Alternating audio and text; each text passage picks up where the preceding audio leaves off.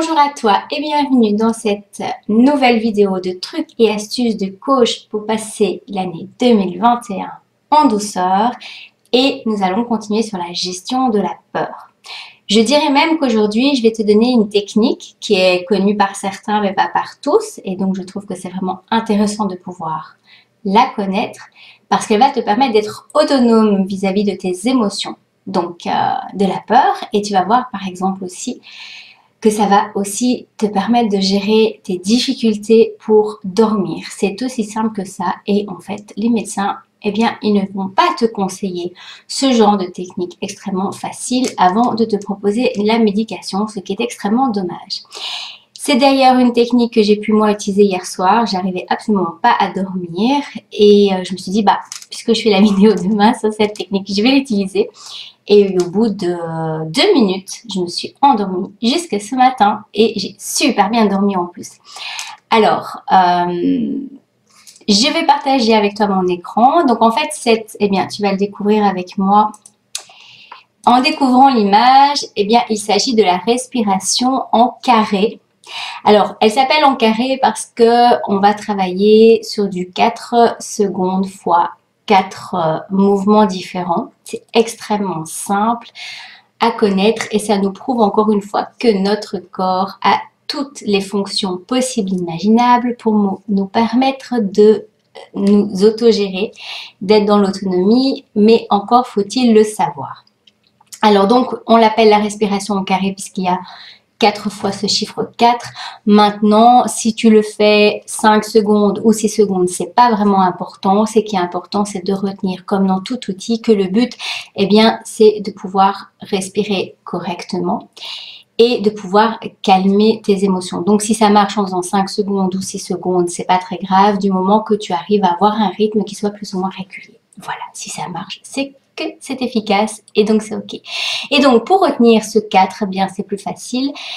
Il suffit d'inspirer pendant 4 secondes, de bloquer pendant 4 secondes, d'expirer pendant 4 secondes, de bloquer pendant 4 secondes et on recommence. C'est pas si simple à faire quand on n'a pas l'habitude. Et donc, on va recommencer cela autant de fois qu'on veut. Et bien, quand on va le faire pour s'endormir, en fait, on ne va pas compter le nombre de fois. C'est pas comme les moutons parce que finalement, on va s'endormir tout simplement. Donc, c'est extrêmement efficace pour s'endormir. Je t'avais parlé aussi la dernière fois de l'EFT. Et donc, l'EFT, c'est aussi extrêmement efficace. Peu importe l'outil que tu utilises, du moment que cet outil te plaise et que ça fonctionne. Et donc pour dire que ça fonctionne, pour qu'un outil fonctionne, il faut l'utiliser. J'aime bien le rappeler parce que j'ai souvent des personnes qui me disent oui mais ça marche pas.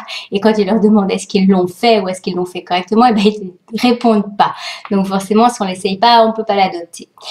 Donc cette respiration en carré, donc 4 secondes ou 5 ou 6, enfin du moment que ça soit régulier, c'est pas important si tu fais le nez, par exemple, inspirer par le nez et expirer par la bouche, ou inspirer par le nez et expirer par le nez, ça marche aussi. Franchement, c'est pareil. C'est une question de préférence, en fait. Voilà, donc un outil pour te permettre de travailler sur tes peurs. Le fait d'avoir ce genre d'outil, ça va permettre d'accoucher nos émotions. Et il faut savoir qu'une émotion qui arrive et qu'on ne va pas qu'on va pas gérer de manière naturelle et qu'on va pas permettre donc d'aller jusqu'au bout, c'est une émotion qui va revenir et souvent avec des amplitudes plus importantes.